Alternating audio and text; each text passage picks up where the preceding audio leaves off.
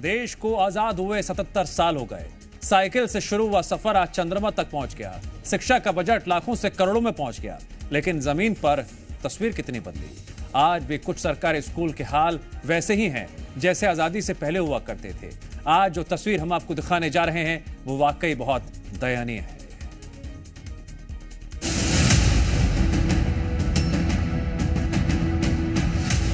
बकरा ही थी इसलिए बकरा बना दिए। स्कूल में ही बंद था, स्कूल तो बना दिया।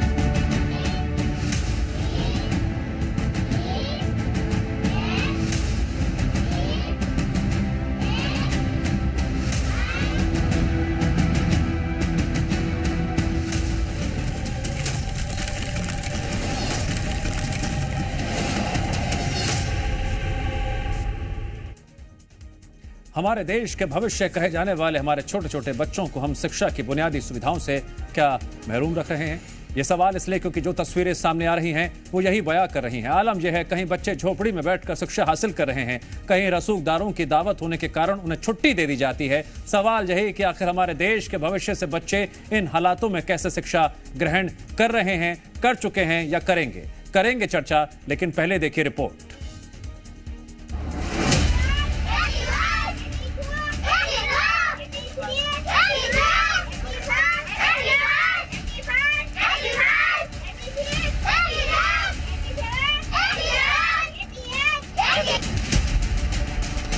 एमपी के सरकारी स्कूल 18 जून से खुल चुके हैं। गर्मियों की छुट्टी के बाद खुले इन स्कूलों में इन दिनों प्रवेश उत्सव मनाया जा रहा है, लेकिन इस उत्सव के बीच जो तस्वीरें सामने आई हैं वो बेहद चिंताजनक हैं। सबसे पहले आप ये तस्वीरें देखिए। स्कूल खुलते ही स्कूलों की दुर्दशा भी सामने आ गई है। कई स्कूलों में गंदगी का अंबार लगा है तो कहीं स्कूल में छात्र खुद साफ सफाई करने पर मजबूर हैं। शाहजहांपुर में तो स्कूल में नॉनवेज पार्टी का भी मामला सामने आया है। उमरिया, छतरपुर, शाहजहांपुर और बड़वानी से सामने आई ये तस्वीरें स्कूलों के हाल को सामने रख रही हैं और एमपी के स्कूलों की दुर्दशा को बयां कर रही हैं। ग्रामीण लोगों ने भी जो कई बार जिले में भी कलेक्टर साहब से और वरिष्ठ अधिकारियों को इसकी सूचना दी है। एक्चुअली वहाँ पर रोड भी नहीं है और दूसरी बात शाला भवन भी नहीं है जो झोपड़ी में लग रहा है। इसकी भी हमने वरिष्ठ अधिकारियों को इसके बारे संबंध में जो अवगत करा दिया है। वास्तव में वहाँ पर स्कूल खुलना चाहिए। आए थे तो ये गोश्त मटन बना रहा है, आपने परमिशन दी थी क्या? ये तो कब से बना रहे, मैंने नहीं दी, सरपंच साहब ने रहने की इनको परमिशन दी है। अब आप सरपंच साहब से बात करो। तो ये यहाँ पे गोश्त बना रहे थे? मैंने तो देखा भी नहीं, क्योंकि मैं तो ब्राह्मण समाज से, मेरे को इतना दिमाग खराब हो रहा है बस में कभी जब से। तो बच्चे भी थोड़ी देर आए और बैठे और चले गए। शासन के निर्देश ये हैं, स्कूल 1 तारीख को खुल जाता है। 1 तारीख से 15 तारीख के बीच में स्कूल की सारी व्यवस्थाएं सुनिश्चित किए जाने के निर्देश हैं। प्रवेश उत्सव 18, 19, 20 है। 18 तारीख को ये सब नहीं करना चाहिए, इसके पहले जो है टीचर्स को सब सारी व्यवस्थाएं करा लेनी चाहिए। तो मेरे संज्ञान में आया है, मैं नोटिस जारी आज ही करा रहा हूँ। तो देखा आपने स्कूल में बच्चे किस कदर पढ़ाई कर रहे हैं, उनकी शिक्षा को लेकर शिक्षक भी कितने चिंतित हैं, वो इन तस्वीरों से साफ नजर आ रहा है। इन तस्वीरों के सामने आने के बाद कई तरह के सवाल भी खड़े हो रहे हैं, तो वहीं दूसरी ओर मामले में सियासत भी देखने को मिल रही है। कि स्कूल शिक्षा विभाग का जितना भाजपा की सरकारों के समय बेड़ा गर्क किया गया, जितना उनको बदहाल किया गया, इतना कहीं नहीं हुआ पूरे देश में। आप देखें, आज भी सरकार के मंत्री जो खुद शिक्षा मंत्री रहे हैं वो मदरसों की बात कर रहे हैं, लेकिन शिक्षा विभाग की बात नहीं कर रहे हैं। आज भी मध्य प्रदेश में आप देखें तो 12,000 स्कूल ऐसे हैं कि जिनमें लाइट की व्यवस्था नहीं, 16,000 स्कूल ऐसे हैं कि जिनमें एक शिक्षक से काम चल रहा है। 10,000 से ज़्यादा स्कूलों के भवन जर्जर हो चुके हैं, भवन ही नहीं है। अभी मध्य प्रदेश के दूरस्थ आदिवासी अंचलों में जिस प्रकार शालाओं का निर्माण हुआ है, सीएम राइज जैसी एक महत्वाकांक्षी योजना लेकर के हम आए हैं, सर्व शिक्षा सर्व अभियान, बेटी बचाओ बेटी पढ़ाओ, इस प्रकार की तमाम योजनाओं ने मध्य प्रदेश की शिक्षा व्यवस्था को बहुत ऊपर ले जाने का काम किया है। कांग्रेस के इस प्रकार के छलावे वाले और भ्रामक स्टैंड से कोई फर्क नहीं पड़ता। मध्य प्रदेश की जनता शिक्षा में आई हुई क्रांति को नजदीकी के साथ देख रही है। कांग्रेस इसको मदरसों से जोड़ने के साथ यह सिद्ध करना चाहती है कि कांग्रेस का जो प्रेम है वो मदरसों के साथ है। स्कूलों से ऐसी तस्वीरें कोई पहली बार सामने नहीं आई है, बल्कि इससे पहले भी कई बार ऐसी तस्वीरें सामने आई जिसने शिक्षा व्यवस्था के साथ साथ स्कूलों पर भी सवाल खड़े किए। ऐसे में इस मुद्दे पर गहन विचार की जरूरत है। क्योंकि जो बच्चे आज टेबल साफ कर रहे हैं वो पढ़ाई करने के लिए जद्दोजहद कर रहे हैं। यही बच्चे देश का भविष्य हैं। ब्यूरो रिपोर्ट, जी मीडिया।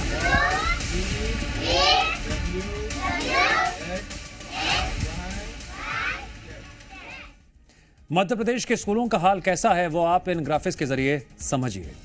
बड़वानी में पिछले 10 साल से एक स्कूल झोपड़ी में संचालित हो रहा है। कई बार स्कूल बनवाने की मांग की गई, लेकिन आज तक हालात जस के तस बने हुए हैं। इस स्कूल में पहली से लेकर 5वीं तक की कक्षाएं चलती हैं। छतरपुर से एक तस्वीर सामने आती है। छात्र स्कूल में टेबल साफ करते नजर आते हैं। सफाई करते छात्र कैमरे में कैद हो गए। डीईओ ने स्कूल को नोटिस देकर जवाब जरूर मांग लिया है। उमरिया में निरीक्षण के दौरान स्कूल में गंदगी का अंबार दिखा। कक्षा पहली में एक भी छात्र मौजूद नहीं था। निरीक्षण के दौरान छात्र किताब नहीं पढ़ सके थे। शाहजहांपुर में तो हालात और भी खतरनाक नजर आए। खतरनाक इसलिए क्योंकि सरकारी स्कूल में नॉन-वेज बन रहा था। प्रवेश उत्सव में शामिल होने आए बच्चे घर लौट गए। सरपंच की परमिशन से खाना बना रहे थे। ये प्रतिक्रिया सामने आई। इन सभी तस्वीरों के सामने आने के बाद कई तरह के सवाल भी खड़े हो रहे हैं। सवाल यह है, कब सुधरेगी सरकारी स्कूलों की तस्वीर? सरकारी स्कूलों में अव्यवस्थाओं के लिए कौन जिम्मेदार है? नौनिहालों के भविष्य के साथ खिलवाड़ क्यों रहा है?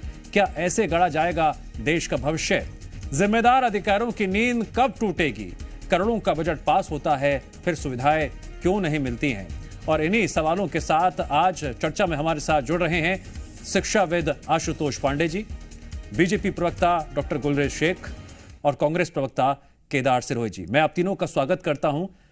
डॉक्टर गुलरेज शेख, मैं आपसे बहुत बड़ी बात नहीं पूछूंगा, एक बुनियादी सवाल कर रहा हूं।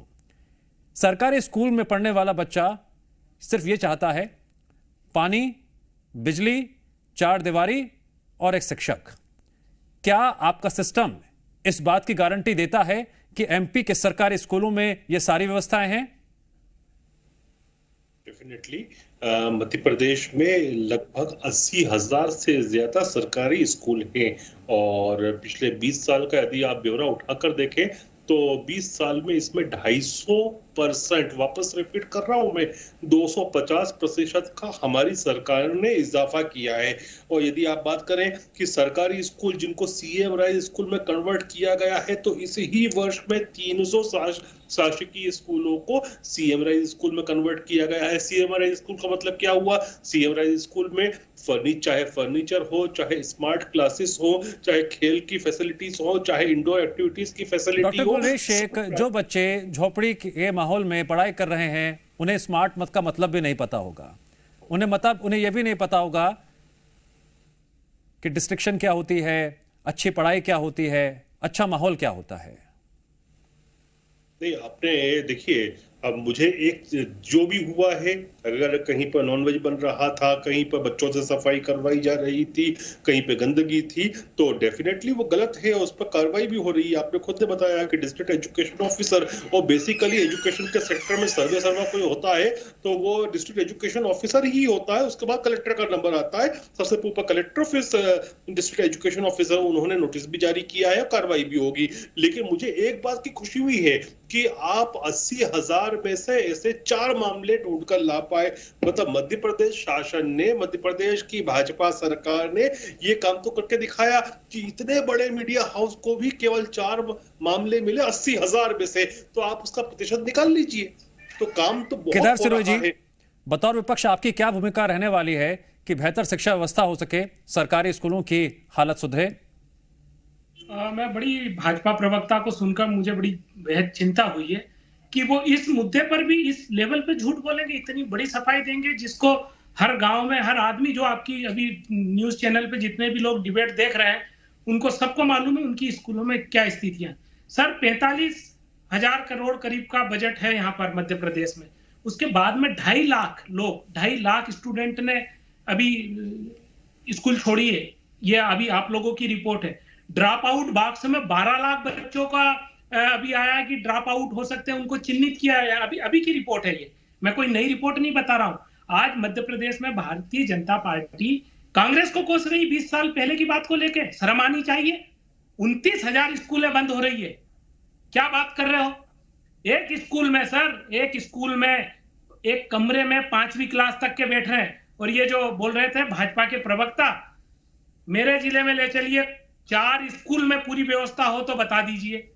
सर, हाथ धोने के लिए पानी नहीं है, लड़कियों के लिए टॉयलेट जाने के लिए अलग से नहीं है, स्कूलें छोड़ रही है। सर, पुस्तकें नहीं मिल रही है। सर, ड्रेस नहीं मिल रही है बच्चियों को, जो बच्चों को स्कूल में मिलना चाहिए वो ड्रेस नहीं मिल रही। एक इवेंट होता है, जो ज्यादा नंबर 12वीं में लिया आता है उसके लिए स्कूटी दे देंगे, बड़ा अच्छी बात लगती है। किसी को लैपटॉप के लिए पैसा दे देंगे, जो कुछ 5-50 हजार लोगों को। नीचे की स्थिति आप देखिए कि किस लेवल पर आ जा रही है। आज ड्रॉप आउट का मैं स्टडी कर रहा था, ये बहुत महत्वपूर्ण विषय था, इसलिए मैं भी पढ़ रहा था आपकी डिबेट के लिए। SC, ST और OBC और जो गांव में रहने वाले सामान्य के लोग हैं वो पूरी तरीके से ड्रॉप आउट की तरफ जा रहे हैं। सिर्फ एजुकेशन जो है वो अमीरों के लिए हो रहा है। मध्याह्न भोजन में जाके देखो तो मध्याह्न भोजन कहीं भी बच्चों को क्वालिटी वाला नहीं मिल रहा है। स्कूल में टीचरों की संख्या नहीं है। बड़े बड़े शहरों में टीचर आ गए हैं, इनकी जो भाजपा की नीति है, इनके केदार जी, इस सवाल में तो आप भी उलझ जाएंगे। कितने नेता हैं मध्य प्रदेश में जिनके बच्चे सरकारी स्कूल में पढ़ रहे हैं, फिर चाहे वो किसी भी पार्टी के हों? तो इस सवाल में तो सब उलझ जाएंगे, मैं इस पर नहीं आऊंगा। आशुतोष पांडे जी, बात कर लूं सर, एक बहुत नहीं, आशुतोष पांडे जी को बुलाना होगा, काफी वक्त हो गया है। आशुतोष पांडे जी, क्या सिस्टम आंकड़ों में उलझा रहा है? सरकारी स्कूलों की जो व्यवस्था है उस पर एक पर्दा डाल रहा है इन आंकड़ों से? हाँ बिल्कुल, आपका ये जो कहना है ये तो बिल्कुल सच है कि आंकड़ों की बाजीगरी की जा रही है। एक राइट टू एजुकेशन का जो एक्ट है, जिसके तहत आप लॉटरी लगा के सरकारी स्कूल के ही बच्चों को प्राइवेट स्कूल में एडमिशन कराते हैं, इस नाम पर कि प्राइवेट स्कूल बहुत अच्छे हैं। तो अच्छे स्कूल तो कभी नहीं लेते इन बच्चों को। जो नॉर्मल स्कूल हैं उनमें भी आप उनकी भर्ती कराते हैं लॉटरी देकर, और उनके नाम की फीस भरते हैं, जिसमें बड़े घपले होते हैं। जबकि मेरा ये मानना है कि अगर राइट टू एजुकेशन के तहत जो नाम्स थे, जिसमें सरकारी स्कूल के आसपास 1 किलोमीटर के दायरे में किसी भी प्राइवेट स्कूल को मान्यता नहीं दी जाएगी, फिर आप एडमिशन आशुतोष जी, मेरी कोशिश है कि हम सामान्य चीजों पर ध्यान दें। मेरा सिर्फ 4 बात तो थी: पानी, बिजली, 4 दीवारी और शिक्षक। क्या ये इतना मुश्किल है कि सभी सरकारी स्कूलों में ये सुविधा मुहैया हो सके जल्द से जल्द, एक भी स्कूल ना छूटे? बिल्कुल मुश्किल नहीं है। यदि आपके अंदर इच्छा शक्ति है, इस देश का नौनिहाल, इस देश का भविष्य जिसके कंधों पे टिका हुआ है, अगर उन बच्चों को आप सुविधा देना चाहते हैं तो बिल्कुल दी जा सकती है। बस उसमें केवल इच्छा शक्ति, प्रायोरिटी की बात है कि कौन सा विषय आपके लिए प्रमुख है। जब हम इतने बड़े बड़े काम कर लेते हैं, इंफ्रास्ट्रक्चर के नाम पे, स्मार्ट सिटी के नाम पे इतना बड़ा बड़ा कार्य कर लेते हैं, बजट है, सब कुछ है, लेकिन इच्छा शक्ति का अभाव है। उस इच्छा शक्ति की कमी के कारण हम इसको 2 दर्जे पे रखते हैं। ये हमारी प्रायोरिटी है ही नहीं। अगर ये प्रायोरिटी पर रहे तो जो आपके प्रश्न है उनका ये जवाब है कि ये काम किए जा सकते हैं, बहुत प्राथमिकता के आधार पर। ठीक है। डॉक्टर गुलरेज शेख, क्या लगता है आपको, क्योंकि आप खुद डॉक्टर हैं, आपने डॉक्टरी की पढ़ाई की है, आप उस दौर से गुजरे हैं कि पढ़ने लिखने के लिए बेहतर व्यवस्था कितनी जरूरी होती है।